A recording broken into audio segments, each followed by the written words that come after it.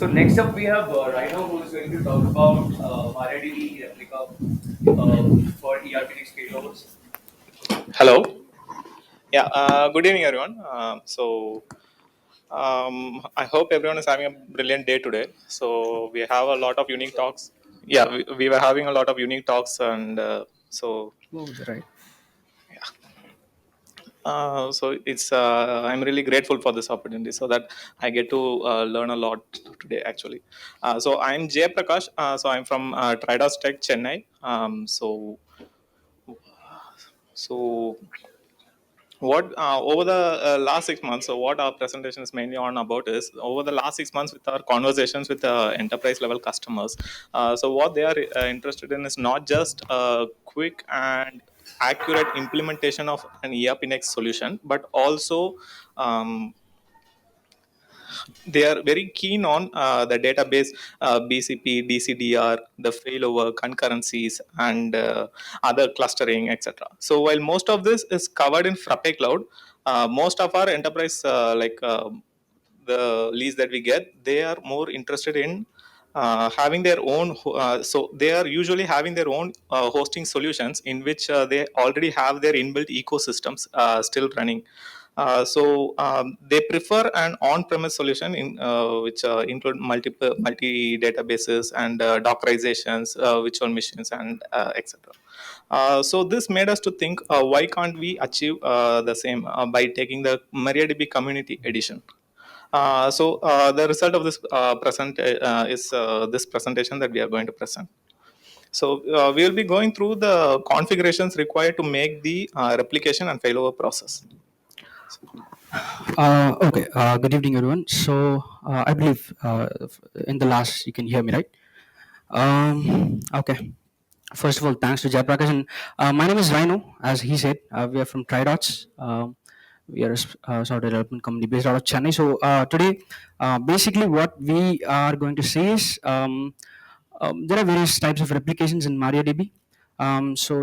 Today we are going to see the manual process of doing it in order to understand what happens under the hood during the replication process. So in order to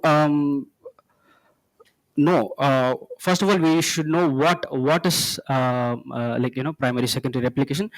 Basically, we all know replication is basically a process of replicating or mirroring data which is in a database server into any of the, like, from one primary server to any of the secondary servers. The secondary servers, like, we can have a single replica server, or we can also have more secondary server. And why is the reason, like Jayaprakash gave the reason why? So because nowadays the like data high availability is, like, more important, and like we can prevent the data loss as well. So uh, now let's see how the process of replication. So basically, in the process of replication, we have a primary server, which is supposed to be, in the usual cases, it will be the only server that we use. So on the primary server, like, it will be connected to the connected to our application server, and all the data that we enter gets transferred to this. Now what we are doing is, we are also having a secondary server, and on both of these, like, these are MariaDB services, by the way. On both of these server, we'll have separate database for each. And what happens is, like, on every time we write a command, or, like, give input to the server, it writes into the database. Now after configuring the replication, what happens is the secondary server continuously runs an IO thread, which constantly requires, or asks the primary servers for any new data. So if in that case, like, it constantly the replica first connects to the primary, and it constantly asks for data. So in case of any primary data, data is available on the primary server, which gets captured on the IO thread, and basically it writes on the secondary server. So how this process happens is, when we write command or execute a transaction in the database, it first writes into something called binary log. So basically, a binary log is a log where each of your transactions gets mapped every single transaction which has data manipulation properties. If you write any get or select kind of commands, it won't get logged on the binary, since it doesn't have any effect on the database itself. So after it's written on the binary log, the IO thread sees that if any new data comes on the binary log, and it pulls that new data and writes in something called relay log. This relay log is we can say it's a replica of the binary log, which will be on the replication server. So the relay log contains the exact replica of binary, and after that, using the SQL commands, it converts the relay log into writes into the database. So we'll quickly go through the replication setup. So the replication setup includes configuring master and replica and understanding the replication process flow, which we did now. And if we do it for the first time, the replication wants us to, we should, the primary and the secondary database should be identical in order to start replicating. During the initialization, we would be required to, get a backup of the database and moving into the replica before initializing replication. So after that, we need to configure our ERPNext instance. On site config JSON, we can set up remote database. So we can provide the database host and database port. If in that case any of the failover happens, failure happens, we can transfer it to the remote replica server. So basically, this is the master configuration that we need to do. On the master MariaDB server, we need to go to the .conf file and comment out skip networking and bind address, and we need to configure these three values. Server ID, we need to give a server ID. Server ID is nothing but a unique identifier for the server, and log bin. So on the log bin, we will define a path on where the binary log will be generated and created. And binlog do db is a command in order to specify which of the database we need to replicate on a server. There might be many databases. If we want to do any single database, we can define by defining it in the binlog.db. And what we should do is we should save the file and restart MariaDB on the master server. And now comes the important part. What we should do is we should create a replication user. I mean, basically, we should create a user and give him a replication access. So on doing this, the replication user will have access and privileges to do the replication process. So what I'm doing is I'm creating user using I'm creating a user called replication user, and I'm granting him the replication privileges to all of this IPs and all of the databases. So if we have any specific IP or a database that we have, like in our case, we can define it as such. And we should give this command, and we can flush the privileges in order to make that work. This is for the initial setup. We can flush the tables with the read lock and take a backup of the master server, and paste that backup, restore the backup on the slave replica. There are many tools like have come up on the MariaDB itself. We can do this all within a command of using Maria backup. So I'm just going through the manual process in order to understand the flow. So after that, we set up the master. We can see the master status by giving the show master status command. We need to say note down these two values of file and position. This is the position of where the bin log is. So we should note down the current bin log file and the position of bin log file. So we would be needed to give it on the replication to say to the replica server, this is where the master is, this is where the bin log is, you should replicate it from there. Then we come to the replica configuration. It is similar, but what we are doing extra is first, if it is an initial setup, we will be restoring the database before proceeding with the replication setup, and we would we would give an server ID, which is again a unique server ID for this particular server, and we define the path of the relay log. Uh, as I said earlier, relay log was the uh, log, and we can also define a log bin over here. So what happens here is, like in case of failover, say like our master has been have been crashed, and we have set this replica to the new master. What if we want this master, like what if we want to replicate from this master? So all of these transactions should be written into another log bin file. So we'll be defining path to the log bin as well. And as usual, we should save the file and restart the MariaDB. Um, and we should use the change master to command. So like on the change master to command, we can define the master's host and master's user, which is the replication user that we created, and the password given for him, like for that user. And we should like give the values which we noted down, the log file and log position, which we noted down earlier. So basically, if we do all these right, like when we put show slave status, we will be seeing a screen similar to this. We'll just quickly go through. I just have like local setup made using like WSL. Uh, so basically, this is my master server, and I have like two servers running in the same system. I'm like on the different port. So this is the slave server. So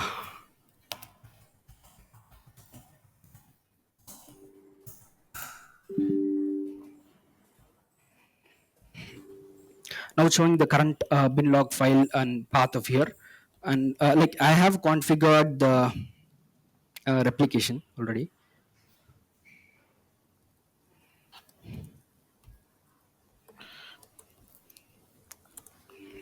Yeah, if we configure it correctly, like we can see that like seconds behind master should be always 0.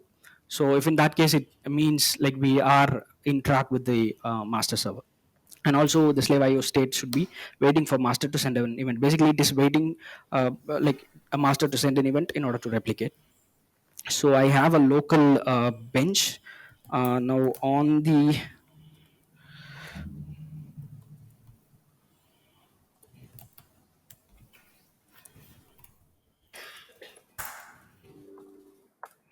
common site config.json. We can see I have defined the port and host and port. So the master is running in 3306, and the replica is running in 3307, which we will try to change later. So what I will do is,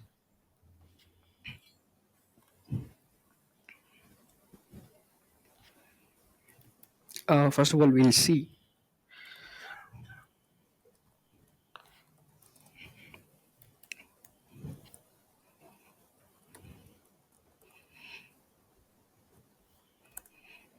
So we can see currently there's one single entry on the master, and as the replication is already in progress,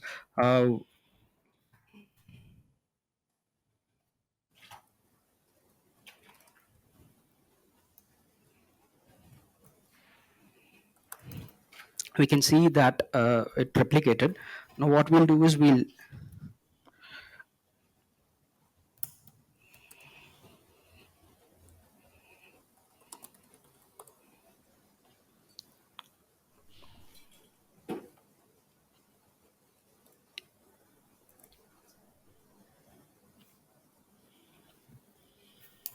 wasn't saved.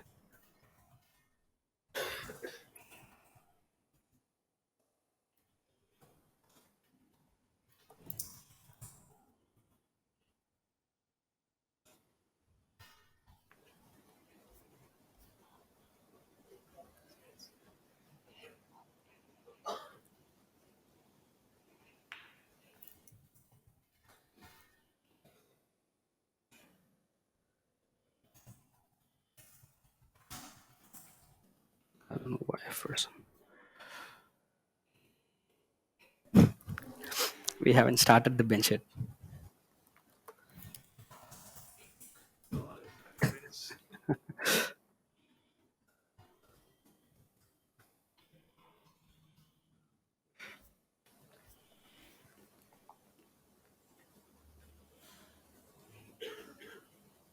Okay, that was my bad.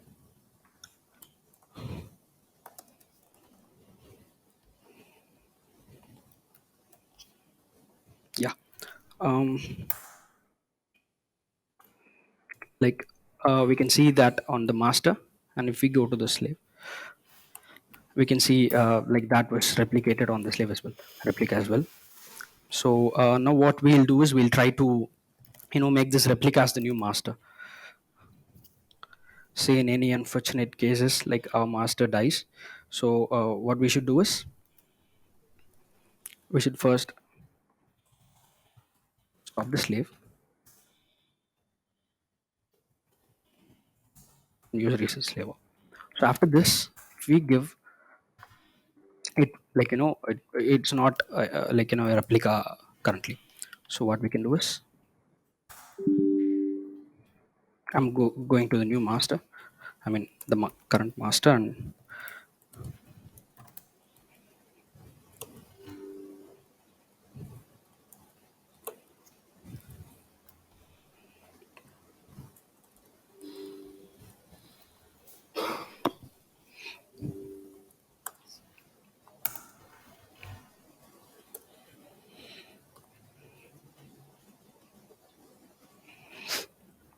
okay. Currently we have shifted that to the replica. So like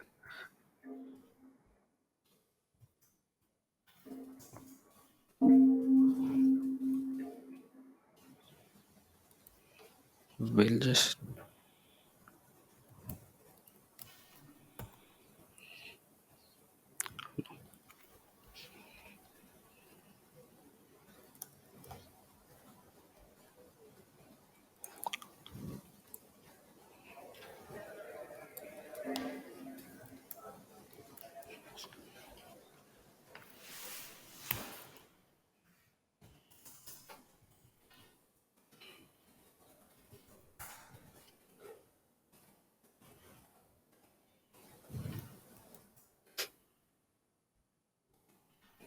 okay. So I have not given the permission for the user.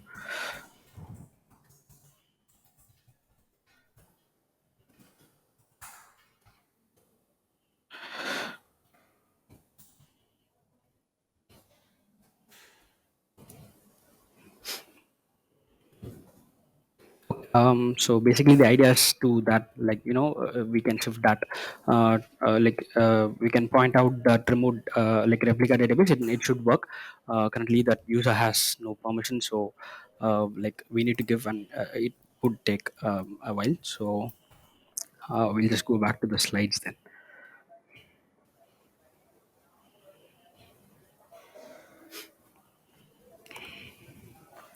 So after we do that, as we saw, like what we did is we like configured that in the remote database. And if we want to handle failover, what we should do is we should first stop the slave, and we use the reset slave all, and we should edit the ERPNext on the site common site config.json. And if our old master recovers, we should set up the replication, and that's about it. So if we want to automate process, we can create bash scripts in order to run the scripts one by one, so that the process is automated. And we also use tools like Ansible. So on the Frappe press, we use, they've been using the Ansible in order to do the replication process. So we'll just quickly go through the scripts to give you an overview. Like I'll not go into the detail on the scripts. So what we are basically doing is all the steps that we did manually, we are doing it through bash script in order to do it automated. So defining the variables of the master host, and on all of the things, and modifying the configuration files, and configuring the DB, and creating the replication user, and giving him privileges. And on this same as the replica as well. So this is the example script of Ansible, which was taken from the Frappe press git. So what they do is, um, they wrote the Ansible scripts in order to, basically it's a YML file, it's a configuration based execution. So they will they have been configuring all the values that are to be done step by step. So like those are the things, in order to achieve these things automated. So that's about it. So that's it for me. Yeah, thank you.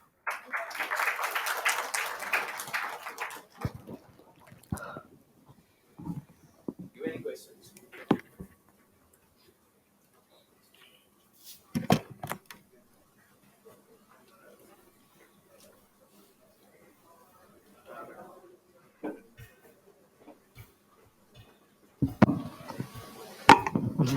Hi. Is it recommended to use GTIDs, global transaction IDs? I believe it is on. Yeah. Okay. Sorry, I forgot to mention the JDID. So, this is the traditional way of replication, the bin log. So, right now, the MariaDB has introduced GTID based replication, but on the GTID, what we will be able to do is we will be able to replicate on the server level.